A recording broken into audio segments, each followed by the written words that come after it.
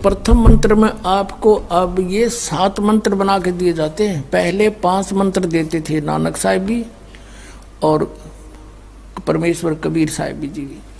फिर ये हैं 5 नाम हैं जो हमारे कमलों में ये प्रधान बैठे हैं। मूल कमल में गणेश जी, स्वाद चक्र में सावित्री ब्रह्मा जी, नाभि कमल में विष्णु और लक्ष्मी जी, हृदय कमल में शिव पार्वती जी और कंठ कमल में ये दुर्गा जी।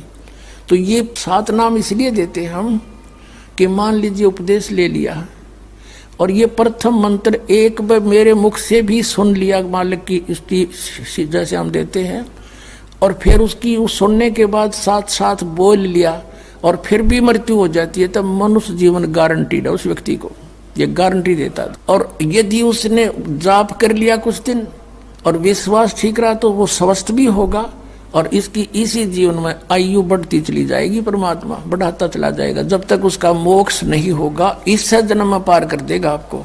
तो इसलिए ये 7 मंत्र दिए जाते हैं। ये पहले वाला लास्ट वाला मंत्र आपको जन्म दिलाएगा तुरंत, मनुष्य जीवन का गारंटीड है, मृत्यु भी हो जाएगी पुण्यात्मा। इसलिए मान लीजिए किसी का कोई बीमार है, या 80% व्यक्ति दुखी आए हुए, और जो विश्वास कर लेता उनको गारंटीड बात पूछ लो, यहाँ लाखों बैठे होंगे आ जाते हैं, सुनते रहना और सब स्वस्थ हो जाते हैं।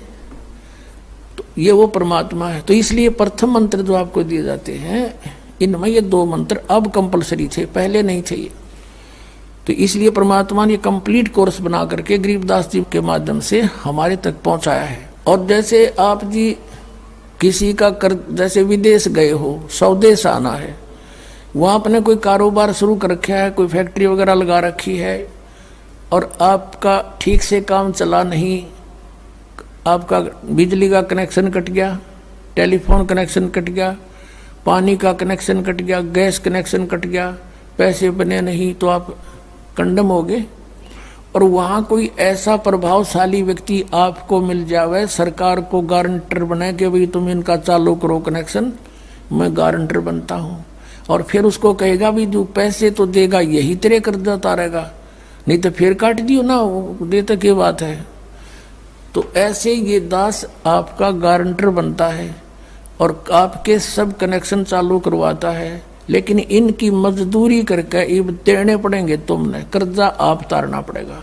और परमात्मा जो है कुछ अपने कोटे से भी आपको पैसे देता, क्योंकि आप चला ही नहीं सकते अपनी फैक्ट्री को बगैर थोड़ा बहुत और सारा ना मिल रहा कहीं से, तो वो बगैर आपके वैसे सब्सिडी समझ लो ऐसे देता है। तो परमात्मा पहले आपको सब्सिडी देता है जिससे आप अपना काम चलाओ और फिर डट कर भक्ति करो, मर्यादा में रहो, आप धनी हो जाओगे, बहुत शीघ्र धनी हो जाओगे। बहुत कीमत है इन मंत्रों की। इन भगवानों के जो 5 प्रधानों से आपने मुक्त होना है, त्रिकुटी पर जब जा सको हो उस समय पहुंच पाओगे जब इनसे आप अपना नो डू सर्टिफिकेट ले लोगे। अब ये मंत्र जो 2 मंत्र फर्स्ट और लास्ट है इन 7 मंत्रों में, इसके साथ मिलने से ये मंत्र जो प्रथम जाप आप करते हो, इनका ऋण मुक्त हो जाने के बाद भी कुछ आपकी कमाई यदि बचगी तो इन 2 मंत्रों के प्रभाव से ये कन्वर्ट हो जाएगी आपकी सतलोक चालन नालियां में, इनमें से बच भी गई तय।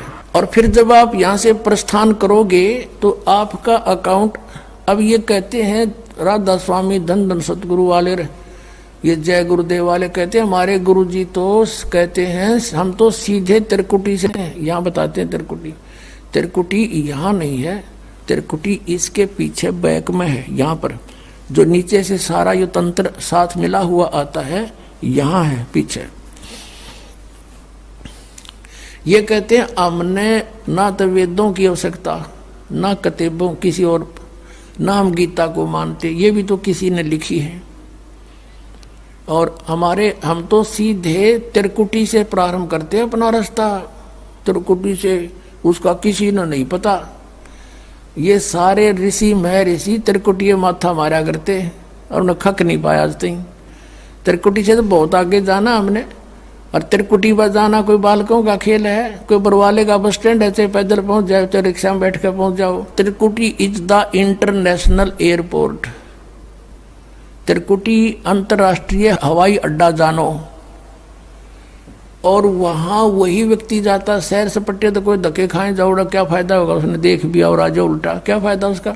वहां पर केवल वही व्यक्ति जाता है जो पहले टारगेट बना चुका होता है, और उस जिस देश में जाना है उसका पासपोर्ट और यहाँ की सरकार से नो ड्यू सर्टिफिकेट, और तब वो उस इंटरनेशनल एयरपोर्ट पर जाकर कुछ लाभ उठा सकता है।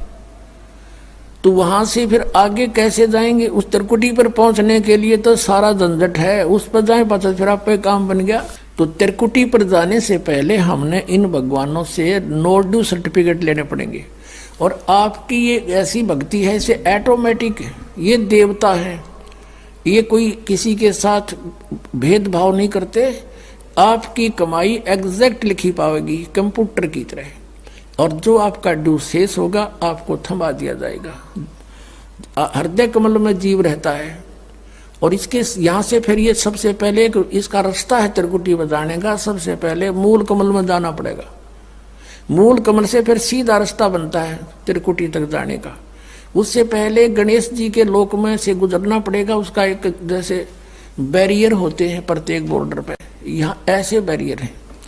वहाँ जब आप जाओगे आपके सामने आपके मस्तिष्क पर जैसे लॉकेट होता है ऐसा लगा पाएगा, और तुरंत आपको कहा जाएगा चलो आप जाओ, आपकी ये पूंजी, और वो आपके उस मस्तिष्क में ऐसे लॉकेट पे वो नो ड्यू सर्टिफिकेट छपता चला जाएगा। फिर आगे चलोगे आप, आगे आप पहुंचोगे जब विष्णु जी के लोक में, वहां भी आपको ऑटोमेटिक मिलेगा, कोई बाधा नहीं मिलेगी, क्योंकि वहां तो चोरों को पकड़ा जाता है, सा को थोड़ा, वो देवता भी तो है, वो किसी के साथ जरा सी भी गड़बड़ नहीं करते। फिर ऐसे शिव के लोक में से शिव इस कमल में हृदय कमल से फिर त्रिकुटी कंठ कमल में आएंगे, फिर हम त्रिकुटी पर पहुंचेंगे। अब त्रिकुटी पर जाने के बाद इस सतनाम के जो प्रथम मंत्र का अकाउंट वहां देंगे हम, लेकिन वहां पर यह काल बकवाद करवा देता है। यहाँ का जो जितने देव हैं ये अपने सतर पर कोई गलती नहीं करते, ये करवाता है। जैसे श्री कृष्ण, इसने सारे प्रयत्न किए थे कि भी युद्ध ना हो, सबसे प्रार्थना की थी दोनों पक्षों से, फिर इन्होंने देख लिया था कि ये मानना नहीं, ये तो इन मत बुद्धि भ्रष्ट हो चुकी है। और उसमें क्या था कि सब रिश्तेदार राजा आधे आधे बांटने थे उन्होंने। ये राजा को भाई जो कौरवों के पक्ष में आना चाहता है वो अपनी स्वीकृति दे दो, पांडवों के पक्ष में आना चाहता है वो अपनी स्वीकृति दे दो, ऐसे कति तैयारी होगी। तब श्री कृष्ण जी ने सोचा भाई अब ये तो मेरा भी नंबर आओगा, मैं भी राजा हूं, और मैं पांडवों का रिश्तेदार, क्योंकि श्री कृष्ण की बहन अर्जुन का ब्याह रखी, रिश्तेदारी पक्की, और उधर से वो चाचे ताऊ थे, कोई अलग नहीं। तो श्री कृष्ण जी ने यहाँ तक कह दिया कि भी एक तरफ तक मैं हूँगा, एक तरफ मेरी सेना होगी, अब मांग लियो जिसको मांगना हो। और यहाँ तक भी कह दिया कि मैं हथियार नहीं उठाऊंगा।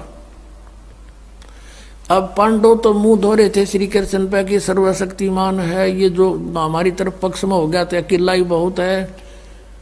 तो फिर पांडव घबरा गए थे। पांडवों ने यहाँ तक कह दिया था प्रभु हमें 5 गांव दिवा दो, हम युद्ध नहीं करेंगे।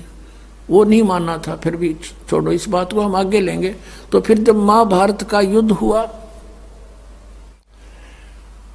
अब श्री कृष्ण ने हथियार उठाया, पहिया उठा लिया रथ का, उसको अपनी शक्ति से सुदर्शन चक्र बना दिया और उसने बहुत लाखों लोगों को काट डाला।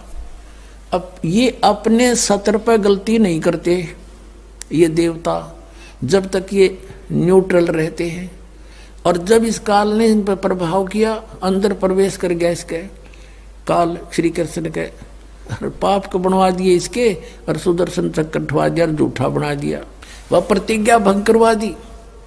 ऐसे ये त्रिकुटी पर जाकर चाल चाल है, यहां तक नहीं बोलता ये।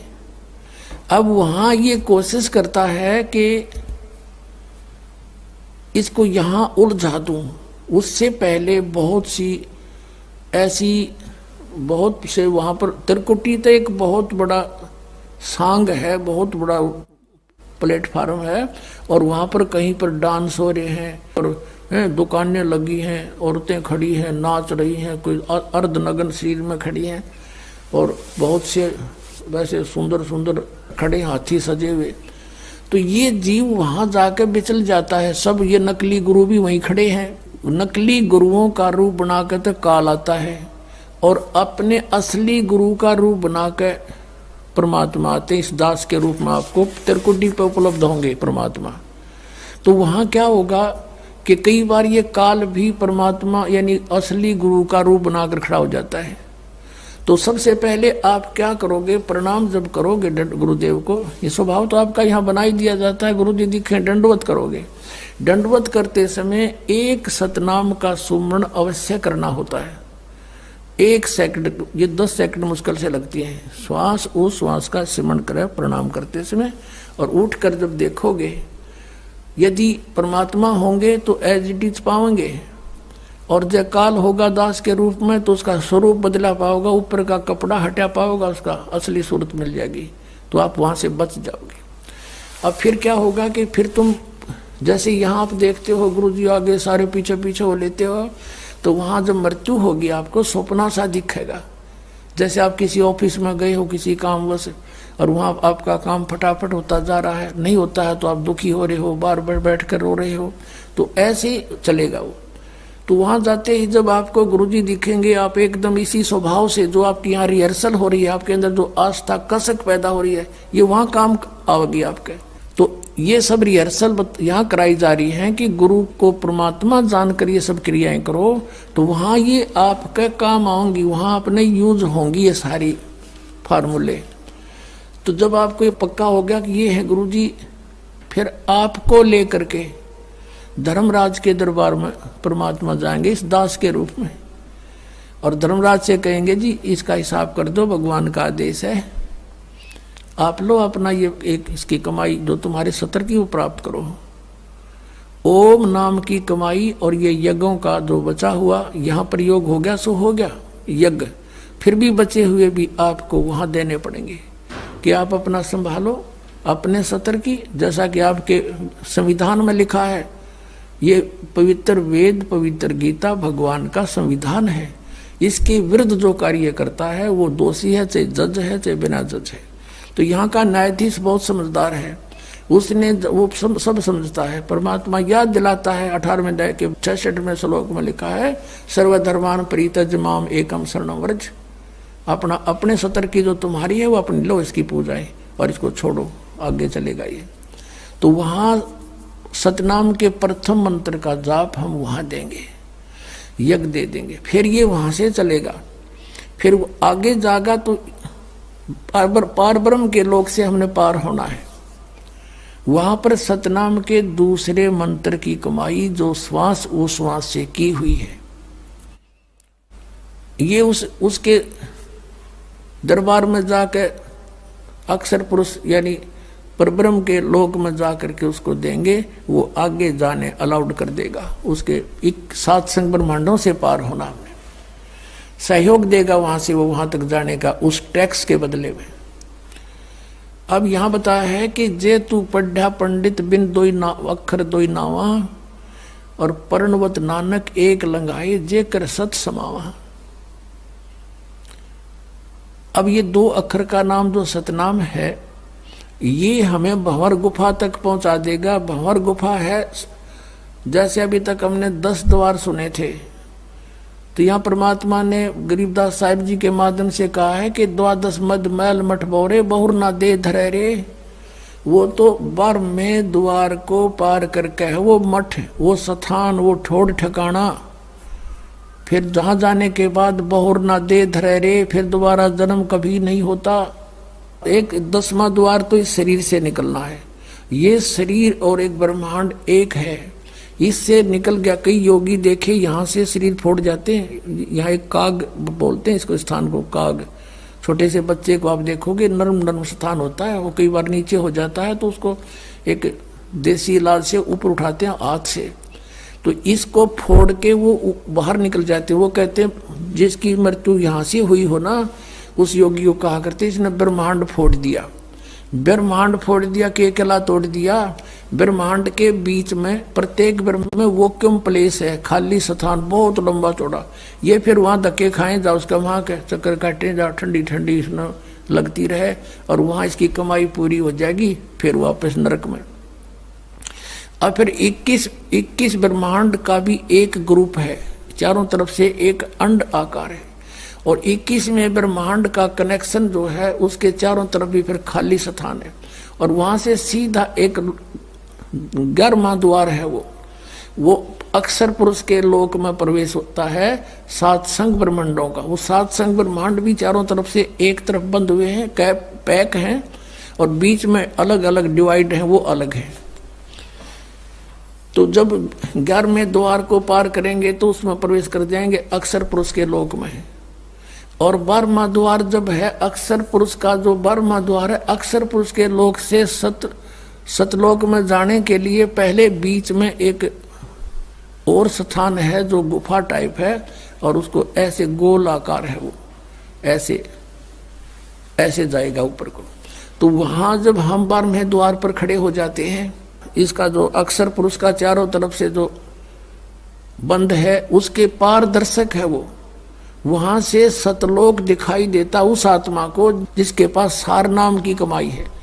अन्य को नहीं दिखता, अक्षर पुरुष के लोग व्यक्तियों को नहीं दिखता, वहां के प्राणियों को नहीं दिखता, तो वहां से फिर वो दिखाई देता है। अब जैसे नानक साहब ने कहा कि एक छुड़ावे एक लखावे, यूं तो छुड़ाओगा कालते सतनाम का पहला मंत्र ओम, और वो जो दूसरा मंत्र है वो लखावेगा, वहां जाकर एंड पे बैठा देगा और वहां से आपको सतलोक दिखाई देगा, पार नहीं हो सकते।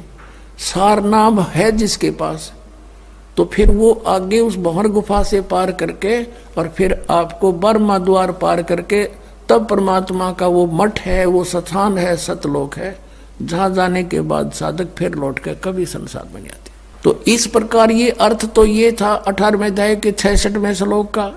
ये बालक के जाने, संस्कृत के जानने वाले विद्वान पाक रहे थे, इनको कख नहीं पता था, अनृत कर डाला इस अनमोल सदग्रंथों का।